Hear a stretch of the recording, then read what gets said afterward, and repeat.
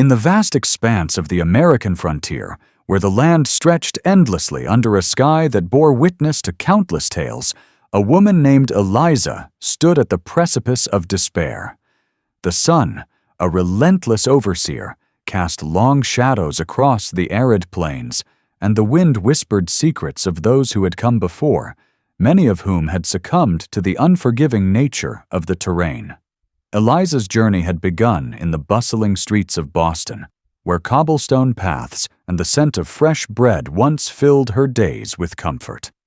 But fate, with its unpredictable hand, had led her westward, chasing promises of land and prosperity. Now, standing amidst the ruins of a dilapidated homestead, she clutched a worn locket, the last tangible connection to a family lost to time and tragedy. The days were long, each one a battle against the elements. The nights, however, were the true adversary.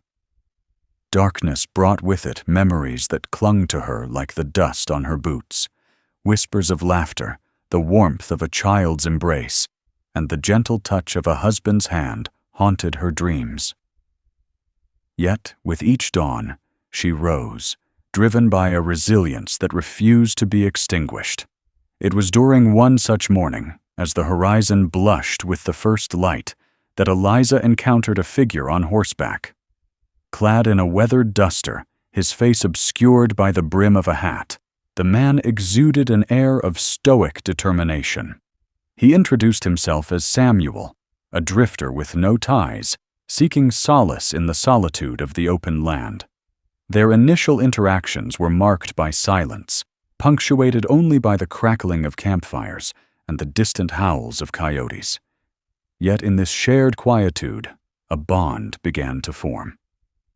Samuel, with his guarded demeanor, found in Eliza a reflection of his own pain. She, in turn, saw in him a steadfast presence, a pillar amidst the chaos. As weeks turned into months, the duo faced myriad challenges. From treacherous river crossings to confrontations with bandits, each trial tested their mettle.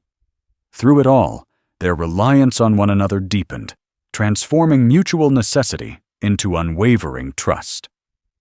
One fateful evening, as a tempest loomed on the horizon, the pair sought refuge in an abandoned chapel. The storm raged outside, but within those hallowed walls, a different tempest brewed. Emotions, long suppressed, surfaced. Eliza spoke of her losses, the weight of guilt she bore, and the fear of forging new connections. Samuel, in turn, revealed scars not just of the flesh, but of the soul. Tales of battles fought and comrades lost. Their shared vulnerabilities became the foundation upon which a new relationship was built. No grand declarations were made, no promises exchanged. Instead, a simple understanding blossomed, a commitment to face the uncertainties of the frontier together. In time, the land that once symbolized desolation transformed into a canvas of hope. Fields were tilled, seeds sown, and a modest home erected. Eliza, once a figure of sorrow, now radiated strength, her laughter echoing across the plains. Samuel, ever the silent guardian, found purpose beyond mere survival. Their story, etched into the annals of the frontier, serves as a testament to the indomitable human spirit.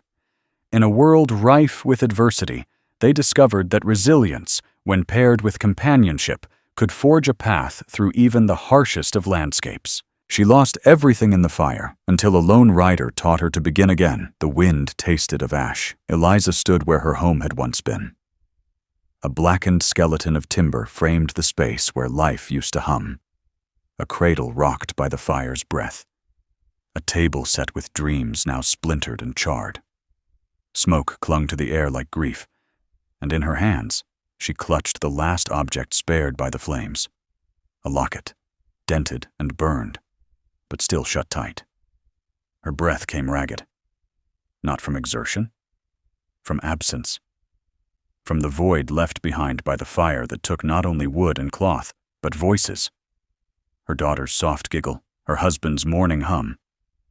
The land was silent now, save for the crackling hush of dying embers and the distant cry of a hawk overhead.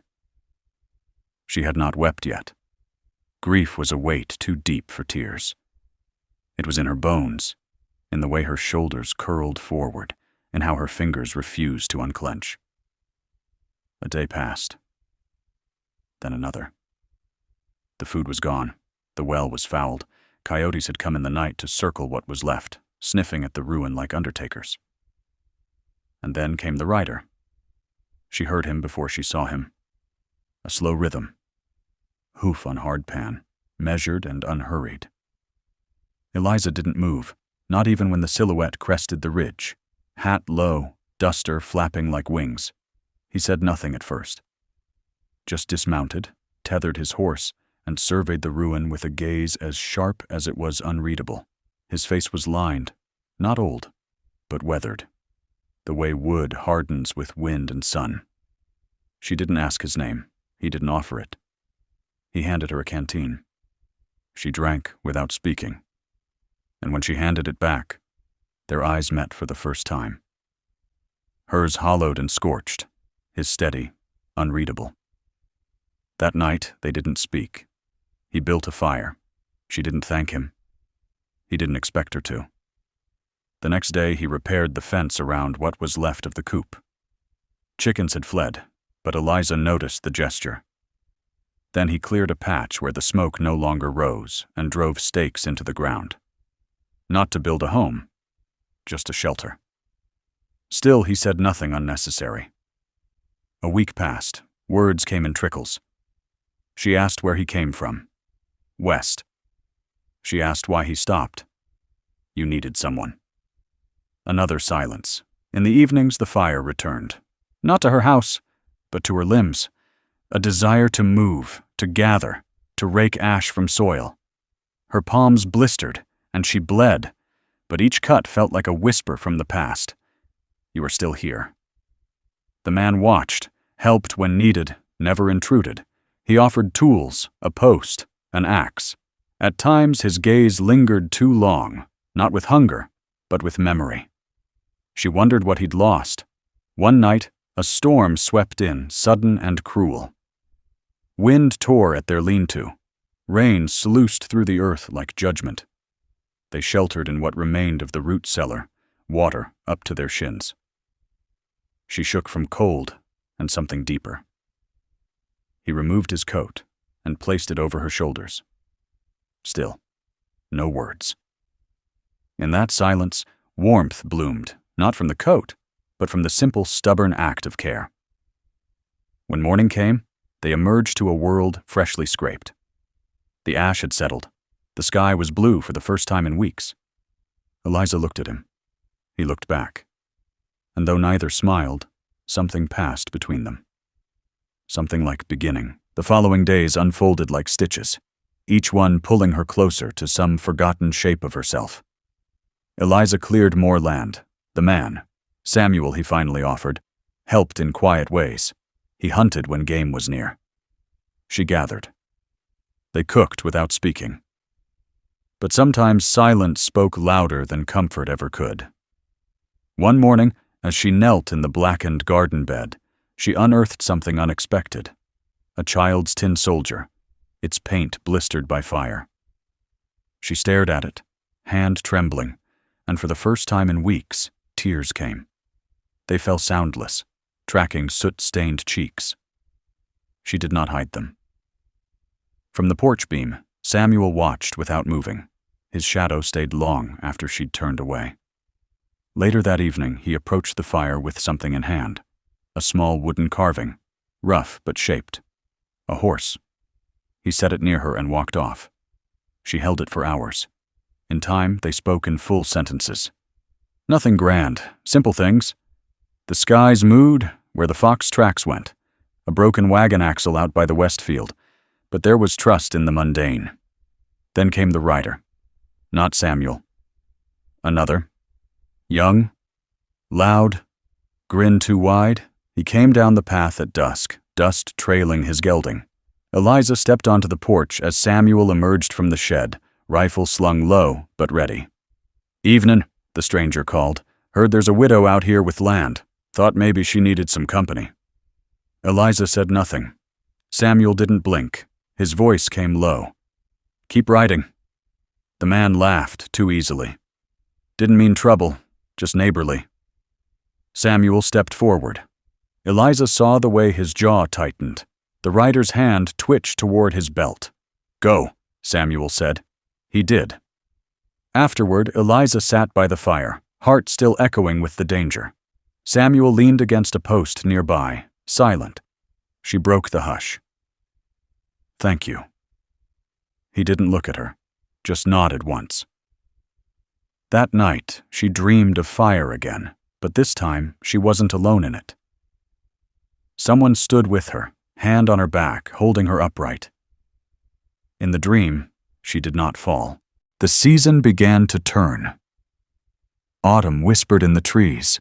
Frost slicked the morning grass. The wind lost its anger, but kept its edge. Eliza had begun sowing again. Turnips mostly. Hardy things. She found that she liked the ache in her knees, the rawness in her fingers. It made her feel real. Made the ghosts quieter. Samuel had repaired the barn's roof, and they'd begun to store what little they could spare. Their meals were simple. Salted rabbit, hardtack, occasionally a gift from the land, a clutch of eggs, wild onions. One evening, Eliza found Samuel seated by the fire, carving again. "Who was she?" Eliza asked softly. He didn't answer right away. His blade stilled. "My sister," he said finally. "Fire took her too." The silence afterward was heavy, but not empty. Eliza nodded. "I'm sorry." "Me too." They said nothing more, but something shifted. Pain, named aloud, had less power. A week later, Eliza collapsed in the field. The fever came fast. Her skin flushed, her breath quickened. Samuel carried her inside with surprising gentleness. He dampened cloths, crushed herbs, sat through the nights, silent, but steadfast. Once, in her haze, she reached for him. "Don't leave," she whispered. "I won't." She survived. When she woke fully, he was there, asleep in the chair beside her. She watched him breathe for a long time. When he stirred and opened his eyes, she managed a small, rasped, "Thank you." He said nothing. But he reached for her hand, and for the first time in months, she didn't pull away. Winter came quiet. The land turned white, but not empty. Inside the rebuilt house, smaller, humbler than before, a fire crackled in the hearth. Eliza stood at the window, watching snow fall soft over furrows she had once dug with trembling hands. Now they lay sleeping, not dead. Behind her, Samuel moved quietly. He had taken to staying indoors more since the first freeze. His cough, faint but persistent, hadn't gone unnoticed. She'd brewed teas, insisted on rest, fretted the way only someone afraid of loss could.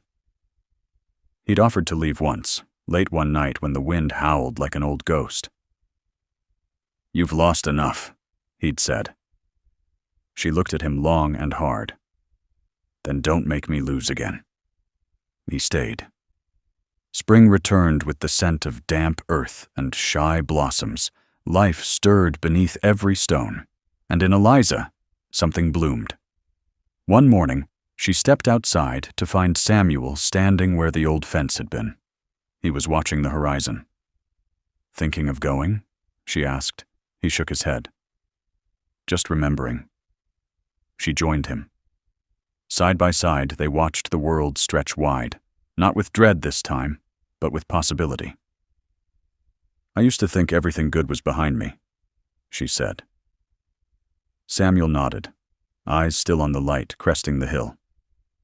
"Maybe the best parts are the ones we build after." She looked at him then. Truly looked. The way his hands rested easy now.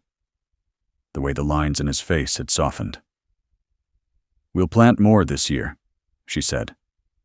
"Maybe wheat." He smiled, just barely. But it was enough. The wind picked up, rustling the leaves, brushing their shoulders like a blessing. The land, once blackened and barren, breathed again. And so did they.